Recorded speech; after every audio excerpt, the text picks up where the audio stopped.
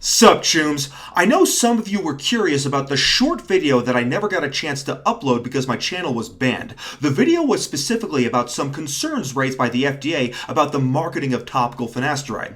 At the time I made the video, the European Medicines Agency, or EMA, had not yet made their decision about whether or not to ban finasteride in the European Union. But while my channel was down, that decision was made. As most of you already know, the EMA decided that the benefits of both finasteride and dutasteride outweigh the risk of these drugs. So therefore, finasteride and dutasteride will continue to be available in the European Union. Even though the FDA in the past decided not to ban finasteride and dutasteride, we have a new and radically different FDA today with the new administration in Washington under the guidance of RFK Jr. You know, the head of the Health and Human Services Department, who recently and proudly just took his family swimming in a creek contaminated with sewage, fecal matter, and bacteria. What's that smell? Oh, that would be me. I've been swimming in raw sewage. I love it. I love it! So I know RFK Jr. has never publicly stated his opinions on finasteride, but considering how negative his views are about Western medicine in general, I don't know how confident we can be that the anti-finasteride groups won't get into the head of RFK Jr., much like the worm that ate part of his brain, and convince him to ban finasteride even after the EU, the United Kingdom, and even his own FDA all affirm that finasteride should stay on the market.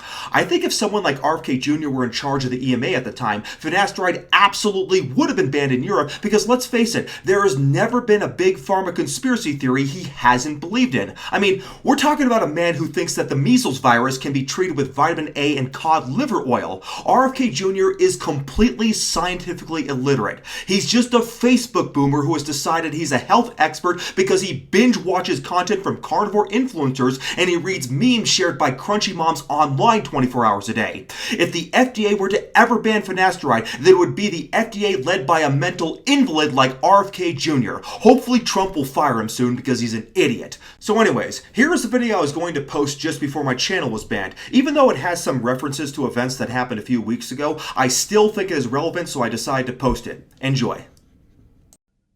Sup, chooms? How y'all living? Hope everything is Nova and you're all having a preem week. Yes, before you say so, I know my hair looks really greasy and flat right now. That's because I just saturated with minoxidil. So if that causes any visual disturbances to my viewers, I do apologize for that. And no, this isn't the skincare video I promised, but I am working on it, I assure you. But there is so much breaking hair loss news these days that I keep having to interrupt myself to keep you chooms up to date. In addition to the article on creatine that I made a video on the day before yesterday, there was another article that appeared the same day, this time in the mainstream media, specifically the Wall Street Journal. It's titled, quote, FDA warns of side effects of popular hair loss drugs sold by telehealth companies, unquote.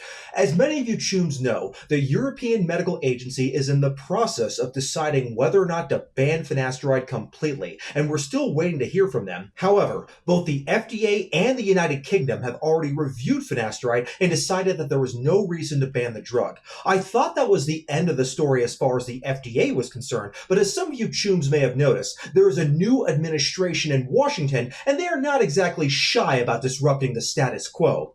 RFK Jr. is in charge of the Health and Human Services Department now, which oversees the FDA. RFK Jr. is a health contrarian and a big pharma conspiracy theorist, and just like how he wants to remove fluoride from our water supply, it's possible he might also want to remove finasteride from our pharmacies. Anyways, the Wall Street Journal article states that the FDA posted a warning about generic forms of finasteride sold by telehealth companies like Hims and Keeps. Specifically, they are talking about topical finasteride, which is technically not approved by the FDA, but which is often used off-label because, it works. The article also mentions that telehealth companies often don't go into details about side effects when advertising because for some reason, the laws about advertising are different for telehealth companies than they are for pharmaceutical companies, which is a different question that's not specific to finasteride. 2 senators are currently trying to change that law, and personally speaking, I wouldn't mind if direct-to-consumer prescription drug advertising were banned just like it is in every country in the world except for the United States and New Zealand. So I found the actual FDA warning on the FDA website. Here it is right here. Basically, the FDA is saying that topical finasteride, just like oral finasteride, can have side effects, and even though it's legal to sell compounded drugs like topical finasteride in the United States, the vendors of topical finasteride need to inform patients of the risk of side effects, just like doctors do. There were 32 cases of side effects from topical finasteride reported to the FAERS database over a period of 5 years. Since anyone can post a side effect report to the FAERS database, and since these reports are not verified, it's very difficult to know how many of these reports are really related to finasteride at all. Also, I think that some of these reports were encouraged by anti-finasteride groups like the PFS Foundation, because the FDA states that most of the reports stated that the side effects were persistent after stopping the drug.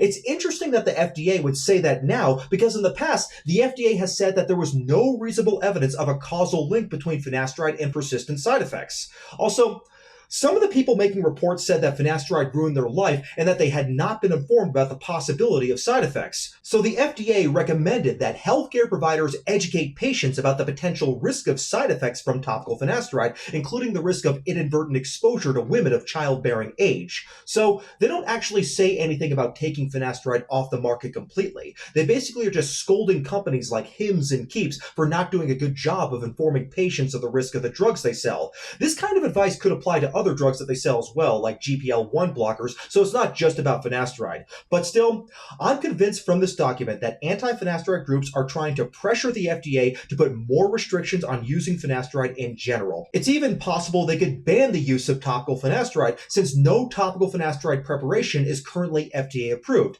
If that happens, that will be a massive setback for hair loss research, since it's extremely unlikely that any company will do the studies that the FDA demands to get the topical finasteride formulation officially approved, since finasteride is a generic drug after all, and drug companies no longer profit from it. But the more attention that is brought to finasteride by hit pieces like the Wall Street Journal article, the more likely it is that the FDA might actually go all the way and just outright ban finasteride and even do dutasteride, especially since RFK Jr. is definitely the type of person who would be overly credulous to anti-finasteride propaganda. That's why finasteride-hating groups are trying to reach out to him, because they know he's one of their guys. They know he's definitely the type of person who would believe that post-finasteride syndrome is a real condition, because he believes in every other health conspiracy theory that has ever existed in human history.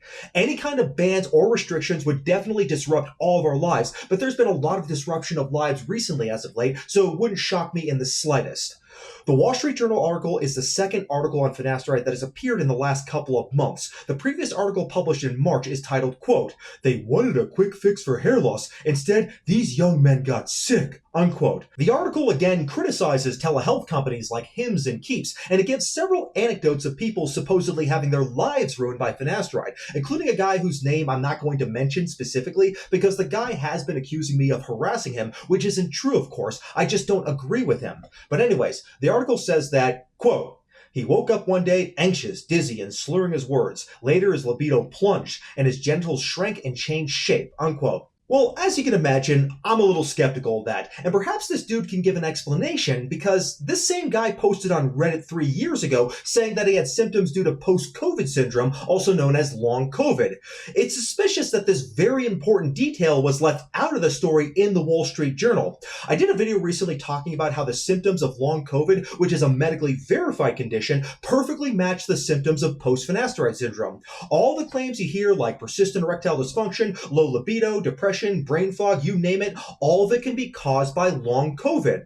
I'll link my video below explaining the long COVID PFS connection, and since this gentleman by his own admission has long COVID, shouldn't he at least admit that maybe, just maybe, at least some of his conditions aren't because of post-finasteride syndrome, but rather because of long COVID instead? I'm not encouraging harassment against anyone here. I'm just asking a question. I mean, we are talking about putting restrictions on a drug that literally millions of men benefit from. So if that's going to happen, it better damn well be for a good scientifically validated reason, don't you think? Anyways, these anecdotes, along with the FDA starting to concern themselves with topical finasteride, are definitely worrisome to say at the very least. I mean, everything they're saying that's bad about topical finasteride has also been said about oral finasteride. So if they can ban topical finasteride for those reasons, they certainly can ban oral finasteride too.